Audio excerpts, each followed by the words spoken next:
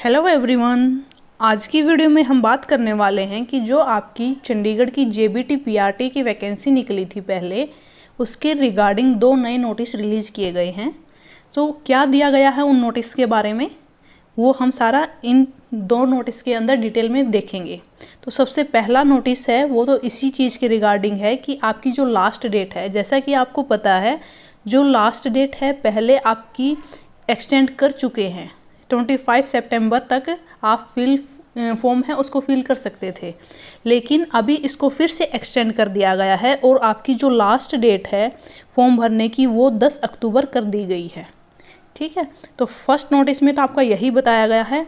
और इसके अलावा अगर हम फीस डिपॉजिट की बात करते हैं तो आप 12 अक्टूबर तक फीस डिपॉजिट कर सकते हैं। इसके बाद जो डिस्प्ले होगी कंफर्मेशन, फीस कंफर्मेशन के लिए, वो आपकी 20 अक्टूबर तक रहेगी। तो फर्स्ट नोटिस तो आपका इसी के रिगार्डिंग था कि आपकी जो डेट है वो फिर से एक्सटेंड कर दी गई है। अब देख लेते हैं कि जो दूसरा नोटिस है वो किसके बारे में है। ये देखिए, जो सेकंड नोटिस है वो भी आज की डेट में ही रिलीज किया गया है 25 सितंबर। तो इसके अंदर क्या है, कुछ बच्चों ने अपनी क्यूरी पूछी होंगी और उन क्यूरी के जो इश्यूज़ बच्चों ने पूछे हैं ईमेल के थ्रू या किसी भी चीज़ के थ्रू, उनके जो रिप्लाई हैं डिपार्टमेंट ने दिए हैं। ठीक है, तो सबसे पहले हम देखते हैं जो फर्स्ट क्यूरी है कि option for dependent of ex serviceman is not available in the application form. कि जब बच्चे फॉर्म फिल कर रहे हैं तो उसके अंदर जो एक्स सर्विसमैन के ऊपर जो डिपेंड होते हैं तो उनके लिए ऑप्शन नहीं दिया गया है। तो उनका पूछना है कि जो डिपेंडेंट है एक्स सर्विसमैन के, वो फॉर्म को फिल कर सकते हैं या नहीं। तो इसके लिए उन्होंने आंसर दिया है कि एज पर detail mentioned in the advertisement, कि आपकी जो भी रूल और रेगुलेशन है सब कुछ एडवर्टाइजमेंट के अंदर मेंशन किया हुआ है।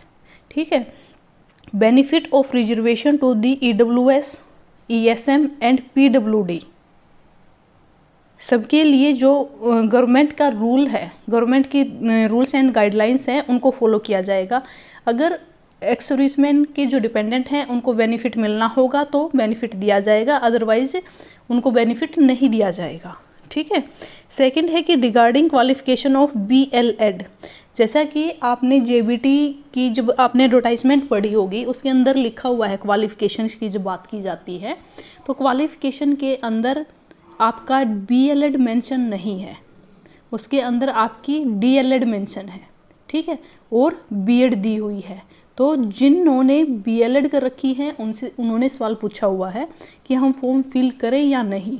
तो उसके लिए क्या है कि detail regarding qualification are mentioned in the advertisement, कि जैसा एडवर्टाइजमेंट के अंदर लिखा हुआ है आप उसी के अकॉर्डिंग अपना फॉर्म है वो फिल करें।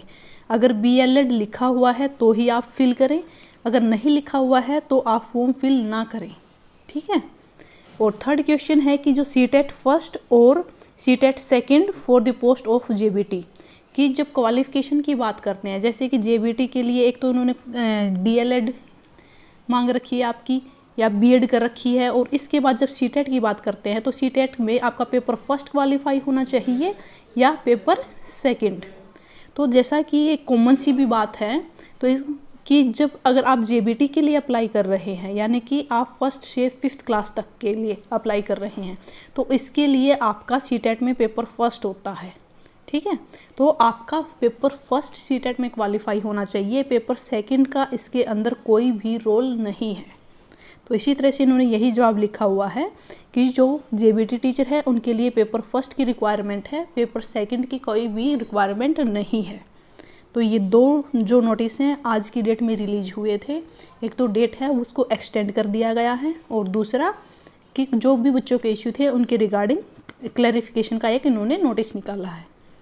तो आई होप आपके भी इसके रिगार्डिंग कोई भी डाउट है वो क्लियर हो गए होंगे। अगर फिर भी आपको कोई भी डाउट है तो आप इनके पास मेल कर सकते हैं, या फिर इन नोटिस के रिगार्डिंग कोई भी डाउट है तो आप कमेंट सेक्शन में मुझसे पूछ सकते हैं।